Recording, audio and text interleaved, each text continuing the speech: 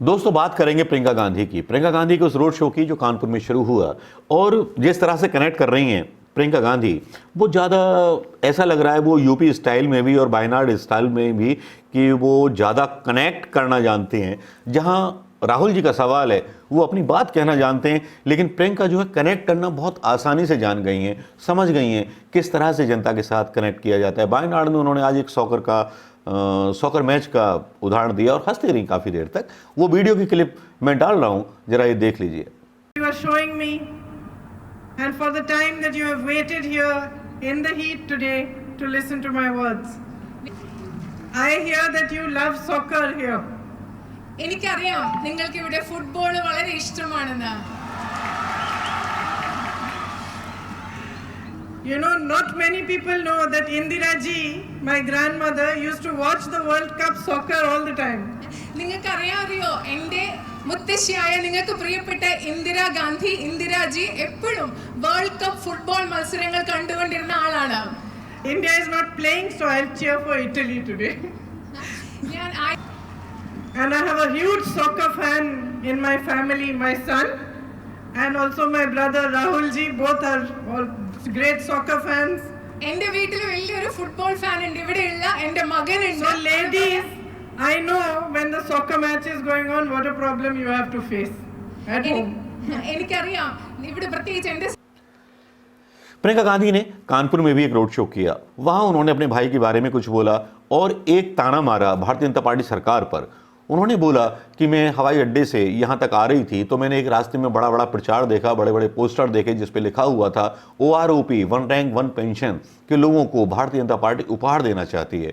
उन्होंने सवाल उठाया कि उपहार का मतलब क्या होता है, भीख होता है या गिफ्ट होता है? भीख होता होगा या गिफ्ट होता होगा, या गिफ्ट होता होगा तो कोई सरकार किसी को गिफ्ट नहीं देती है। वो OROP के लोगों का, वन पेंशन वन रैंक के लोगों का अधिकार है जो उनको मिल जाना चाहिए था, लेकिन भारतीय जनता पार्टी उसको इस तरह से दे रही है कि जैसे अपनी जेब से दे रही हो, जबकि वो जनता का पैसा है और जनता का पैसा सेना के पास जा रहा है, सेना के रिटायर्ड अधिकारियों के पास जा रहा है, रिटायर्ड सेना के जवानों के पास जा रहा है।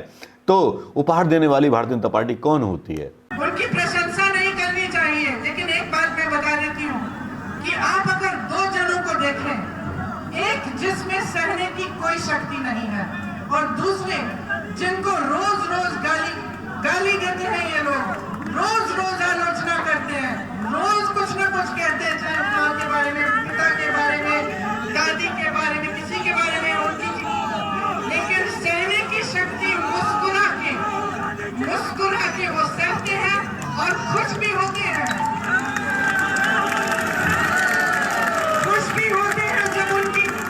जब उनकी कोई निंदा करता है या कोई आलोचना करते हैं, वो ये नहीं सोचते कि उनको चुप होना चाहिए या सोचो कोई तरीका उनको डराने धमकाने का। वो ये सोचते हैं कि क्या कह रहे हैं, मुझे सोचना चाहिए, शायद मुझसे कोई गलती हो गई, मुझे उसे सुधारना चाहिए। इसे कहते हैं राजनीतिक शक्ति।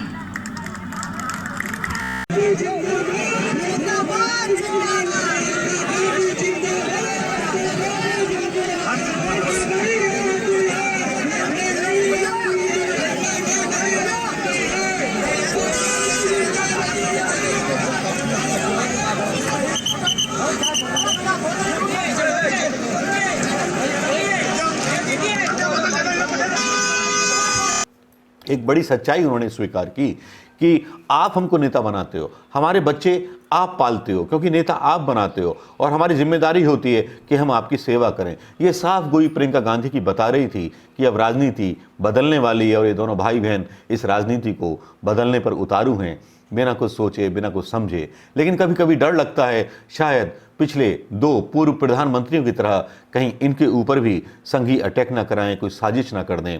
इस बात का डर दिल में लगा रहता है, इसीलिए राजनीति में प्रियंका गांधी काफ़ी दिन तक दूर रहीं। जब उनके बच्चे बड़े हो गए तब राजनीति में उनको राहुल गांधी लेके आए। राहुल गांधी भी बहुत दिनों तक बैकफुट पर रहे, खुल करके सामने नहीं आए, लेकिन अब खुल करके सामने आ गए हैं और संघियों को चिढ़ होने लगी है। तो कभी भी कुछ भी हो सकता है, और प्रियंका की जो आहट है कानपुर में, हो सकता है कि यूपी की बहुत सारी सीटों पर मुकाबला महागठबंधन और कांग्रेस के बीच रहे। भारतीय जनता पार्टी तो वहाँ साफ है। अभी तक के 2 चरणों में हुए चुनावों में भारतीय जनता पार्टी की केवल 3 सीट आ रही हैं और उसके अलावा कुछ नहीं मिलने वाला यूपी में। और बाकी का मैं अभी कह नहीं सकता, आंकलन किसी दिन फाइनल करके डालूंगा तब मैं आपको बताऊंगा कि क्या होने वाला है। लेकिन प्रियंका की ये अदा वाकई में लाजवाब थी और वाकई में ऐसी थी जो बता रही थी कि शायद ये दूसरी इंदिरा है। इंदिरा जी की याद मुझे भी गाहे बेगाहे आ गई उनके इस इंग्लिश के भाषण को सुनकर। चलिए दोस्तों, कैसा लगा ये वीडियो ज़रूर बताइएगा और शेयर कीजिएगा। प्रियंका गांधी का स्टाइल आपको समझ में आ गया हो तो, और मेरी बात समझ में आ गई हो तो, और बताइए लोगों को कि 72,000 रुपये की योजना क्या है। बताइए लोगों को कि किस तरह से किसानों को हमने आज़ादी देने का काम कर रहे हैं, किस तरह से हम किसान के लिए एक अलग तरह से बजट लेके आ रहे हैं। ये भी बताइए लोगों को, घर घर जा कर के बताइए। और ख़ास तौर पे किसान इस देश की रीढ़ की हड्डी हैं, याद रखिए। देश का किसान इस देश की रीढ़ की हड्डी है। अगर वो कमज़ोर हुई तो ये देश नहीं बचेगा दोस्तों। नमस्कार, जय हिंद दोस्तों।